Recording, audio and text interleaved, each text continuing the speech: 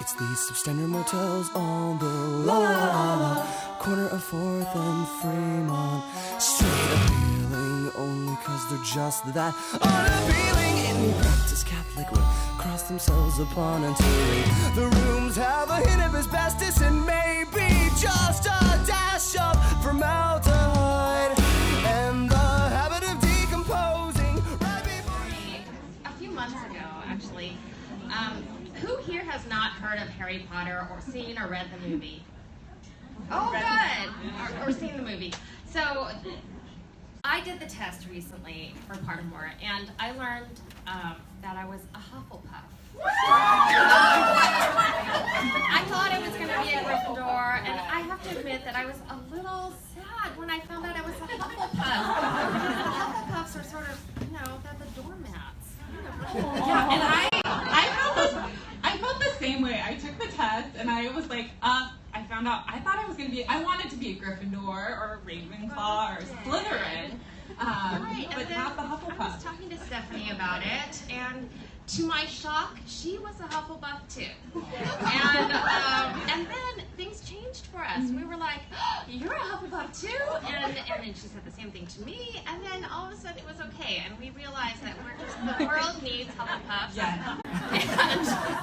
and we are the Hufflepuffs. So, one of the things Hufflepuffs are afraid of is being in front of people and being in the spotlight, so this sort of worked out for us, and that was why it was important for us to make sure that you were comfortable too, and why we made you introduce yourself to And we also wanted everyone out there who's a Hufflepuff to feel very proud of their Pottermore house. It's the story of two sisters who participate in a magical game that blurs the lines between fantasy and reality.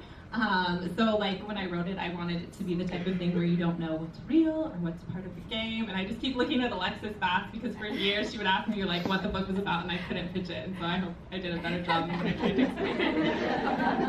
I totally just forgot. I had this mental. Okay, so it's about a young adult perfumer, a teenage perfumer with an extraordinary nose, who makes these love potions with her mother, and things go horribly wrong when she accidentally gives the love potion meant for the school librarian to the mother of the hot soccer star, and she has to fix her mistake before her mother finds out. So the original title for this book was Touch Me Not. Mimosa is the main character, and that is a flower that withdraws from the heat of a human hand, and its mimosa means touch me not, and this is very sort of symbolic of Mimosa herself, because nobody can touch her, otherwise they'll get flower dust on them, and then they'll fall in love with her. So I wrote it as Touch Me Not, but then my publisher looked at that title and said, whoa, that sounds like erotica or something. We had to change it. I didn't think it sounded like erotica. I didn't. Anyways, okay, so we changed it, and they had me come up with so many. I must have come up with hundreds. My family knows. I asked them to help me, but some of the ones that we came up with, I'm just going to read you some of them. Honey, be gone. My whole world unfurled. The trouble with tulips. Get it? Tulips. And one of my favorites, my scented and dented and demented heart. So, yeah, Stephanie's was not the original title as well. Caraval was something completely different. The organization training is Stacey's title.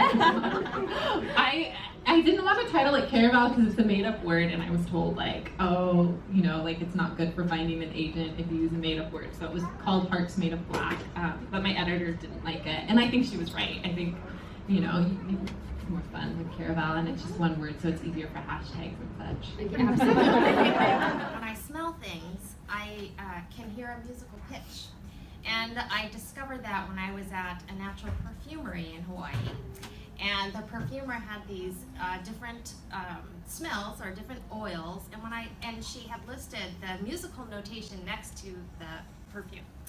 And indeed, when I smelled them, I could hear these notes. And so she was explaining to me that this is a rare form of synesthesia, where there's like some connection in the brain that happens. And I was able to recognize these notes because I also have perfect pitch. My sister and I both have perfect pitch, and that's the ability to be able to recreate or identify a musical pitch without reference to a musical pitch. So, and I think there is some connection there. So this weird ability has no use at all, except that I was able to get a book out of it. I think that's like almost like I also have a sister who's here tonight. Some of you may have met her. There she is. And despite the blonde hair, she's nothing like the younger sister in the book. I'm just saying that now. My sister is nothing like Donatella. But I have a sister, and I also have a brother who's here, and I love my brother very much, but there's no brother in the book, so I love my brother. But my sister and I are really, really close.